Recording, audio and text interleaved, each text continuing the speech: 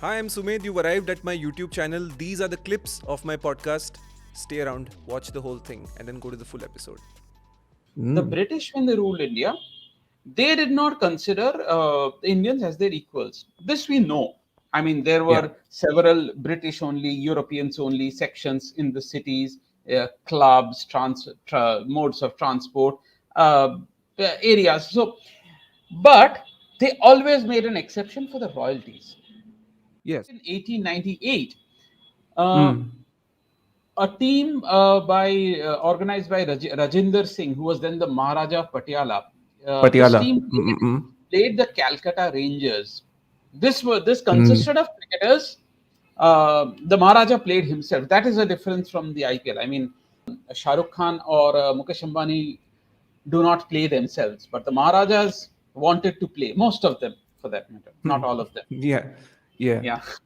So apart from the Maharaja and some Indian cricketers, this team features Ranjit Singh ji, who was essentially an England Test cricketer, J.T. Hearn, who was at that point an English Test cricketer, Bill Brockwell, another England Test cricketer, and another English non-Test cricketer called Priestley. So there were four overseas cricketers in this team. This is probably, and this team was owned by an individual. So this is probably the one of the earliest Indian franchisees, you can say.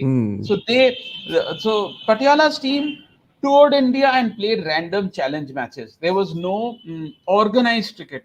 By the time Patiala's son, Bhupinder, Bhupinder Singh, became Maharaja, by that time he had a proper rival.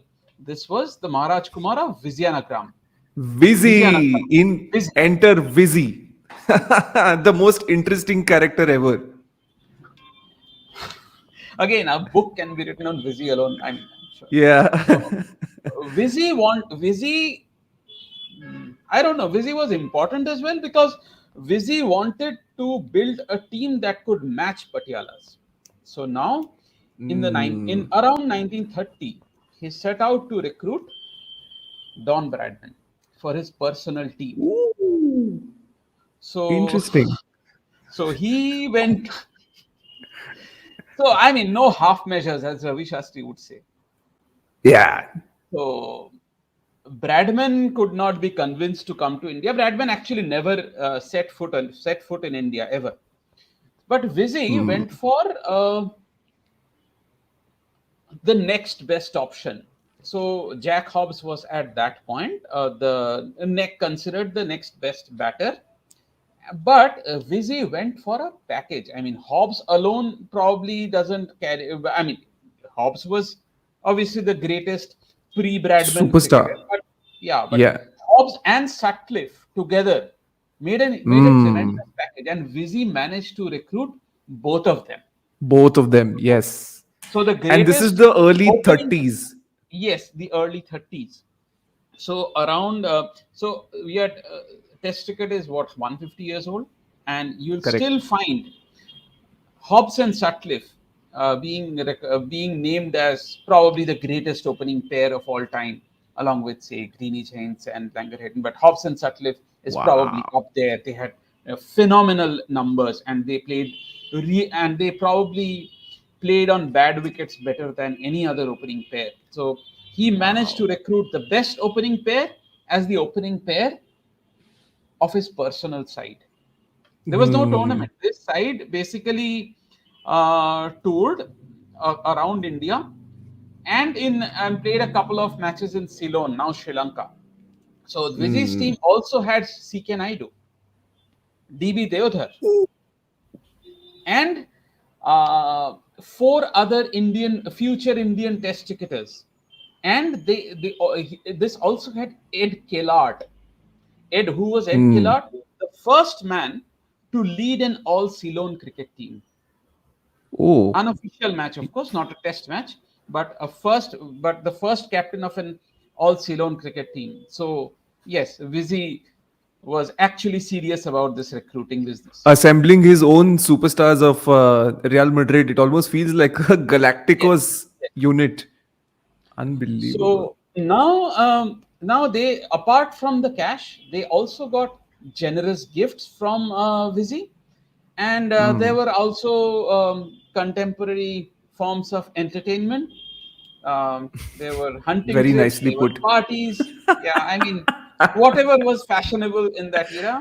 But Yes, of course. if you read these accounts, they keep talking about hunting trips. I think that used to be huge. Major attraction. Yes. Yes. And exotic animals. I mean, you won't get to see them in England.